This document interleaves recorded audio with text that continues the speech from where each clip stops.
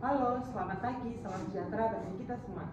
Yang terhormat, Brother Bambang dan teman-teman semua yang akan menonton video ini. Perkenalkan, nama saya Mira Kristanti Anandasri, NIM 221324025 dari Prodi Pendidikan Ekonomi, bidang keahlian khusus pendidikan ekonomi.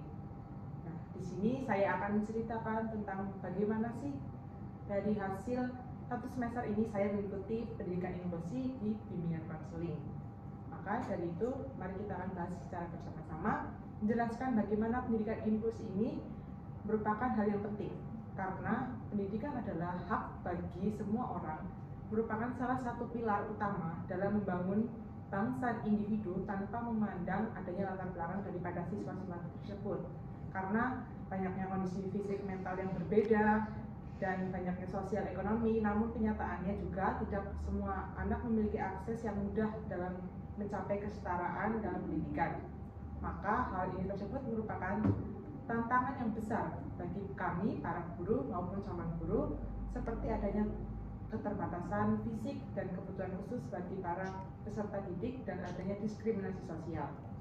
Untuk saat ini, pendidikan inklusi ini merupakan jawaban yang sangat penting untuk memastikan bahwa semua anak tanpa terkecuali memiliki kesempatan yang sama untuk belajar dan berkembang sesuai dengan potensi dari diri mereka masing-masing. Maka pendidikan inklusi ini bukan hanya sekedar upaya sebagai jawaban teknis untuk memasukkan anak berkebutuhan khusus ke dalam adanya kelas reguler. Namun, pendidikan inklusi ini hadir untuk menjadi komitmen bagi sekolah memiliki moral dan memiliki sosial yang tinggi untuk menciptakan adanya sistem pendidikan yang saling menghormati adanya keberagaman dari satu sama lain dan menghapus adanya diskriminasi, dari menjadikan sekolah ini menjadi sekolah yang ramah bagi semua siswa tanpa memandang satu apapun. Maka pada kesempatan ini saya akan mengajak teman-teman semua untuk memahami bagaimana sih pendidikan inklusi ini. Jadi, pendidikan inklusi ini merupakan suatu sistem di mana pendidikan yang sudah dirancang dan memastikan bahwa semua anak-anak atau semua murid memiliki kebutuhan khusus maupun yang tidak memiliki kebutuhan khusus kesempatan belajar yang sama untuk mendapatkan bersama-sama di suatu kelas yang reguler. Nah, tanpa adanya pemisahan dari satu dengan yang lain. Maka pendidikan inklusi ini tidak terbatas bagi siswa yang disabilitas fisik maupun intelektual, tetapi juga melibatkan semua siswa yang mungkin memiliki tantangan dari sosial dan emosional, sehingga mereka juga dapat memiliki kebutuhan pendidikan yang berbeda seperti anak-anak dengan adanya gangguan-gangguan belajar. Nah, pendidikan inklusi ini merupakan bukan sekedar memasukkan siswa ke dalam kelas reguler, tapi bagaimana sesuai dengan kebutuhan masing-masing seperti yang tadi sudah dijelaskan di awal, karena di sini ini merupakan kesempatan untuk bagaimana sih berkembang sesuai dengan potensi dari lingkungan masing-masing untuk mendukung kesetaraan di mana proses belajar. Untuk filosofinya sendiri, di mana pendidikan itu untuk semuanya, karena pendidikan inklusi ini adalah bahwa setiap anak tanpa adanya terkecuali mendapatkan pendidikan yang layak, bahwa pendidikan ini tidak boleh menjadi hak eksklusif bagi anak-anak tertentu saja, tetapi untuk semua para siswa lain. Nah, karena pendidikan inklusi ini menyediakan akses yang sangat luas dan tidak ada yang terbatas, karena mencakup untuk tujuan mencapai sebuah kesetaraan bagi semua peserta didik. Lalu yang selanjutnya adalah penghargaan terhadap keberagaman. Nah, keberagaman ini tuh bukan merupakan hal menjadi penghambat dalam suatu pendidikan inklusi, tetapi menjadi sebuah keberagaman dalam kelas itu sendiri sebagai bentuk perbedaan kemampuan fisik, mental, maupun sosial dari sebuah anak-anak dari peserta didik ini. Nah, dalam konteks ini, perbedaan ini bukan hanya dapat diterima, namun juga menjadi sebagai awal menjadi dinamika dari peserta didik tersebut agar membawa nilai-nilai positif bagi semua siswa. Yang selanjutnya yaitu adanya belajar hidup bersama, di mana pendidikan inklusi ini pasti memberikan tujuan yang sangat penting dalam ilmu akademik, tidak mengajarkan untuk tidak hidup berdampingan, tapi untuk hidup selalu berdampingan dengan adanya perbedaan dari semua siswa yang ada, dengan mencakup adanya pengembangan diri dari keterampilan sosial, keterampilan untuk berkomunikasi dengan baik, dan berempati dalam satu dengan yang lain, maka lingkungan itu harus dibentuk secara inklusif. Karena untuk saling menghargai, bekerja sama, dan beradaptasi, tentunya siswa-siswa juga harus memahami dari kondisi latar belakang dari para siswa-siswa yang lainnya. Maka yang selanjutnya yaitu adanya integrasi sosial, di mana pendidikan inklusi ini berusaha sangat penting untuk mengintegrasikan dalam anak-anak dengan berkebutuhan khusus dengan lingkungan sosial mereka yang ada dalam, yaitu di kelas reguler. Nah, tidak adanya pembatasan atau pemisahan. Integrasi sosial di sini merupakan integrasi bagi anak-anak dengan kebutuhan khusus di dalam lingkungan sosial mereka. Nah, di mana yaitu kelas reguler tidak adanya pembatasan ataupun pemisahan antara siswa dengan siswa berkebutuhan khusus dengan kebutuhan yang lainnya, tapi ini membangun untuk bersikap intoleran, yaitu tidak adanya intoleran, harus bersifat toleran. Nah, di mana individu ini untuk belajar menghormati adanya perbedaan yang dimiliki oleh para siswa-siswa lainnya. Yang selanjutnya yaitu tentang prinsip-prinsip dari pendidikan inklusi ini sendiri. Ada beberapa prinsip-prinsip yang harus diperhatikan, yaitu adanya dari aksesibilitas, di mana hal ini merupakan konteks pendidikan inklusi ini sangat penting, bahwa lingkungan belajar baik fisik maupun non fisik harus dapat diakses oleh semua siswa. Aksesibilitas fisik mencakup adanya ramah disabilitas bagi semua siswa yang disabilitas, seperti adanya contohnya nih, jalur kursi roda untuk saat mencapai ke kelas, yaitu adanya bangku juga yang mudah dijangkau untuk semua siswa juga, dan adanya ruang kelas yang nyaman bagi semua. Nah, di sisi lain, aksesibilitas non fisik meliputi cara materi disampaikan, bagaimana guru mengajar di kelas dengan penggunaan bawaan dari teknologi alat bantu dan pengaturan pembelajaran yang disesuaikan dengan adanya kebutuhan masing-masing siswa.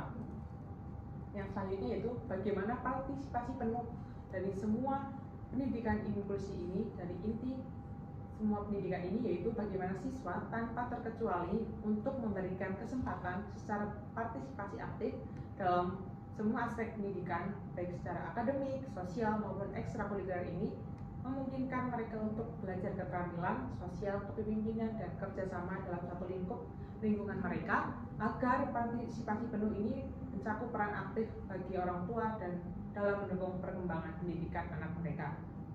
Yang selanjutnya yaitu kesetaraan dalam pendidikan, di mana kesetaraan ini sangat penting dan berlaku bagi semuanya, karena kesetaraan ini diperlukan oleh masing-masing, merupakan potensi terbaik bagi mereka dalam pendidikan inklusi. Ini berarti penyediaan kebutuhan harus sesuai, karena adanya contoh yaitu siswa memiliki kesulitan belajar, mungkin saja memerlukan materi yang sangat benar-benar disederhanakan karena tidak dapat paham dengan langsung dengan materi yang begitu banyaknya.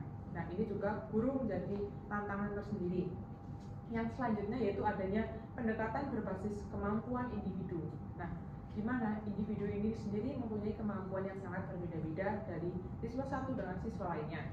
Maka, siswa dipandang sebagai individu yang memiliki kekuatan untuk tantangan dalam pembelajaran, karena pendekatan pengajaran yang berbasis kemampuan membantu mendesain bagaimana pembelajaran itu sendiri disesuaikan dengan kebutuhan dan gaya belajar siswa ini.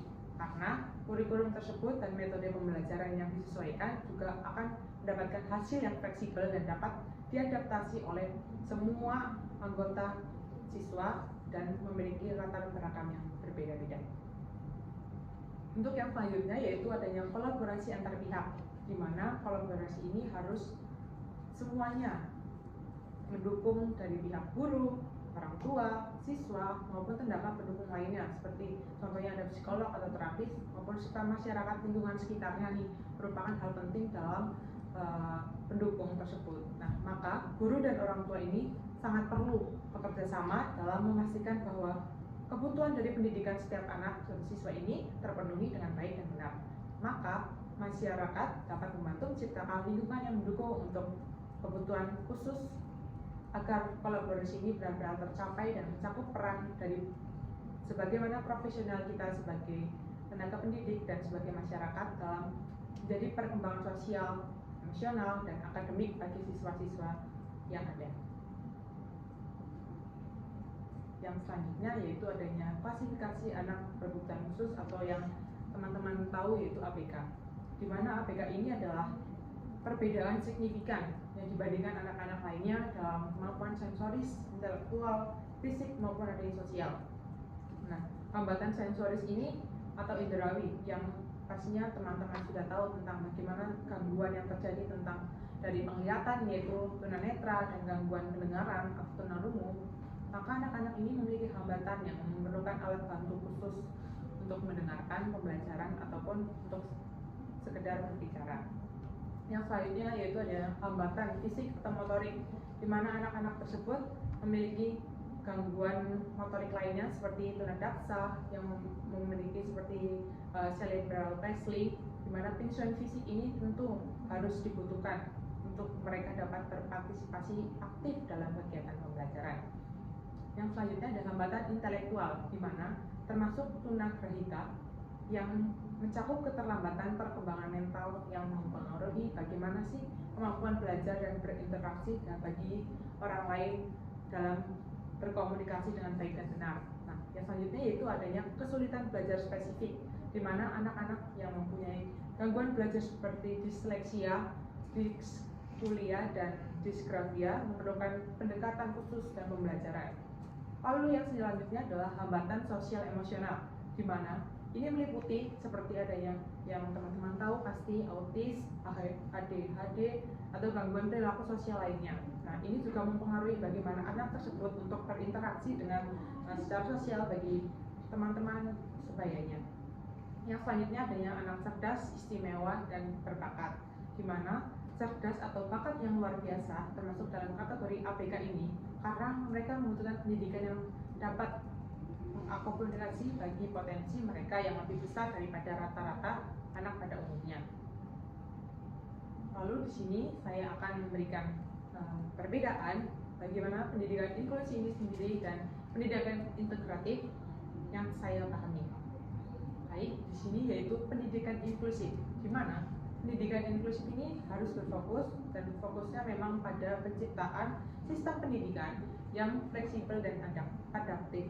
Bagaimana anak berkebutuhan khusus ini tidak dianggap sebagai tamu, melainkan sebagai anggota penuh dalam suatu adanya kelas reguler. Tidak hanya perbedaan seperti itu. Serta kurikulum yang dibuat pengajaran dan lingkungan yang diubah untuk memenuhi adanya kebutuhan dari setiap siswa termasuk mereka yang memiliki kebutuhan khusus. Lalu aksesibilitas yang partisipasi penuh bagi semua siswa merupakan kunci utama dalam keberhasilan dari pendidikan inklusi ini. Nah, memastikan bahwa setiap siswa dapat mendapatkan dukungan yang mereka butuhkan untuk belajar sesuai dengan cara belajar mereka masing-masing sendiri. Yang selanjutnya itu pendidikan integratif, di mana integratif ini siswa berkebutuhan khusus untuk dimasukkan ke dalam kelas reguler, namun mereka sering kali dianggap sebagai orang lain, asing ataupun tamunya sendiri. Nah, dalam kelas tersebut anak-anak ini dianggap sebagai penyesuaian diri dengan kurikulum struktur kelas yang sudah ada. Mereka lebih sering belajar di ruang kelas tertentu maupun khusus dan hanya bergabung dengan teman sekelasnya. Nah, dalam pendidikan integratif ini biasanya seperti yang teman-teman tahu dengan mengutamakan penyesuaian adanya sistem dari siswa tersebut disesuaikan, bukan sebaliknya. Maka dalam kasus yang banyak dicari di internet, yaitu aksesibilitas dan dukungan yang dibutuhkan siswa berkebutuhan khusus itu tidak selalu tersedianya secara maksimal. Lalu di sini saya akan memberikan pendapat tentang bagaimana tantangan dalam pendidikan inklusi itu sendiri, yaitu dengan keterbatasan guru yang terlatih. Nah, guru yang terlatih ini membutuhkan guru yang kompetensi khusus dalam memiliki mengelola maupun dalam kelas inklusi ini. Namun masih banyak guru yang belum mendapatkan pelatihan dari untuk pembelajaran inklusif ini karena ketidaksiapan ini seringkali menyebabkan siswa dengan ABK tidak mendapatkan perhatian yang sesuai dengan semestinya. Lalu yang selanjutnya bagaimana tentang infrastruktur dan fasilitas yang tidak memadai.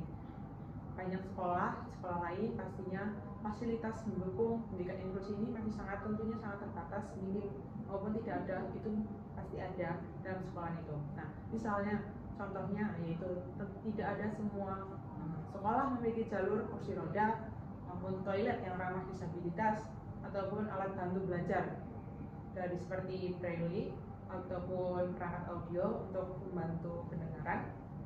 Nah, hal ini merupakan hal yang menjadi siswa berkebutuhan khusus atau ABK itu sulit dalam berpartisipasi penuh dalam kegiatan belajar mengajar dalam satu pembelajaran di pendidikan dalam sekolah yang memiliki fasilitas yang sangat kurang. Yang selanjutnya yaitu kurangnya kolaborasi antar pihak, di mana kolaborasi ini mengimplementasikan bahwa sebuah kerjasama antara berbagai pihak termasuk guru, orang tua, konselor, dan pemerintah ini menjadikan kurangnya adanya komunikasi yang baik sehingga koordinasi ini seringkali menyebabkan adanya kebijakan inklusi yang tidak berjalan dengan optimal. Yang selanjutnya itu kurikulum yang tidak fleksibel, di mana kurikulum nasional ini seringkali dirancang maupun disusun oleh untuk siswa dengan kemampuan rata-rata tanpa mempertimbangkan kebutuhan individu secara yang berbeda. Akibatnya siswa ABK ini mempunyai seringkali memiliki kesulitan dalam mengikuti pembelajaran dan materi yang disesuaikan tidak dengan kemampuan yang mereka punya. Lalu yang selanjutnya itu pendanaannya tidak memadai, di mana pendidikan ini memiliki investasi besar, namun terutama bagi guru pengadaan fasilitas dan penyediaan alat bantu di negara Indonesia ini merupakan hal yang kurang dan masih jauh dari kata cukup. Yang selanjutnya itu adanya strategi untuk mengatasi tantangan dalam pendidikan inklusi. Yang pertama, memberikan bagaimana pelatihan secara berkelanjutan untuk guru. Guru di sini merupakan kunci sebagai fokus memberikan keberhasilan dari inklusi tersebut, karena pemerintah dan lembaga pendidikan harus menyediakan adanya pelatihan berkelanjutan bagi guru-guru semua yang ada agar mereka dapat mengelola bagaimana kelas tersebut berjalan inklusif dengan baik dan benar. Maka pelatihan ini juga sangat mencakup metode pembelajaran diferensiasi, manajemen kelas, dan cara bagaimana menghadapi kebutuhan individu bagi para siswanya. Yang selanjutnya yaitu menyesuaikan kurikulum agar lebih fleksibel, di mana kurikulum ini harus dirancang sedemikian rupa sehingga dapat disesuaikan dengan kebutuhan individu siswa. Contohnya, siswa dengan kebutuhan khusus dapat diberikan modul pembelajaran yang lebih sederhana maupun tambahan waktu untuk menyelesaikan tugasnya. Selain itu juga penilaian terhadap siswa yang ABK juga harus dipertimbangkan dari kemampuan dari perkembangan secara individual mereka, yaitu dengan adanya meningkatkan infrastruktur dan fasilitas sekolah, di mana pemerintah dan pihak swasta juga seperti hal yang sudah dijelaskan di awal tadi perlu berinvestasi tinggi dalam meningkatkan bagaimana fasilitas sekolah agar ramah bagi semua siswa. Misalnya dengan pengadaan jalur kursi roda, alat bantu belajar, maupun audio descriptive book, yaitu untuk adanya juga bisa disesuaikan dengan ruang terapi bagi siswa yang berkebutuhan khusus. Lalu yaitu mendorong kolaborasi antar pihak, di mana kolaborasi ini diperuntukkan untuk bagaimana kerjasama dari antara guru, orang tua, konselor, maupun dari pemerintah dapat bekerja sama untuk merancang adanya strategi dari pembelajaran tersebut. Nah, sementara orang tua di rumah juga memiliki dukungan moral dan informasi tentang bagaimana sih kebutuhan dari anak mereka yang mereka jauh lebih paham. Yang selanjutnya yaitu meningkatkan alokasi anggaran dan untuk pendidikan inklusi. Nah, inklusi ini sangat membutuhkan dukungan finansial yang sangat cukup maupun tinggi, karena pemerintah harus meningkatkan alokasi adanya anggaran dari pendidikan inklusi itu sendiri, sehingga pihak swasta juga perlu diajak adanya kontribusi untuk melalui program tanggung jawab sosial perusahaan atau CSR. Yang selanjutnya yaitu dengan membentuk komunitas pendukung, di mana komunitas ini adanya dari siswa berkebutuhan khusus, orang tua, dan guru dapat membantu dalam menciptakan lingkungan yang lebih inklusif, karena komunitas ini tuh sebagai wadah ataupun tempat untuk berbagi pengalaman satu sama lain dengan saling memberikan dukungan juga, saling curhat. Nah, jadinya untuk adanya juga untuk mengadvokasi dari hak-hak semua dari siswa berkebutuhan khusus. Yang selanjutnya yaitu monitoring dan evaluasi berkelanjutan, di mana hal ini menjadi tantangan bahwa implementasinya berjalan dengan baik pemerintah dan mengembangkan sistem monitoring. Yang selanjutnya yaitu dengan bagaimana langkah-langkah yang harus dihadapi dari tantangan pendidikan inklusi ini sendiri dapat diatasi secara bertahap. Namun keberhasilan implementasi ini juga harus mempengaruhi dari kebijakan pemerintah dari setiap individu tersebut. Maka dari kesimpulan ini yaitu dapat disimpulkan pendidikan inklusi merupakan konsep dari praktik, dari pertujuan, dari akses pendidikan dan bagi kesetaraan semua anak maupun peserta didik tanpa memandang perbedaan kemampuan, latar belakang, sosial, atau kebutuhan khusus, sehingga berlandaskan filosofi penghargaan bagi setiap keberagaman anak. Namun, pendidikan inklusi ini juga bukan hal yang mudah, namun bukan hal yang sulit. Maka, melalui kolaborasi yang sangat tinggi ini merupakan hal yang penting bagi kita semua, sehingga menjadi ajakan bagi kita semua sebagai mahasiswa yang saling peduli terhadap masa depan pendidikan. Jadi mulai dari diri kita sendiri dan mengajak dengan teman-teman lain untuk menanamkan pola pikir yang inklusif dalam kehidupan keseharian, hidup sehari-hari dalam keberagaman yang ada. Sekian yang dapat saya sampaikan dan terima kasih.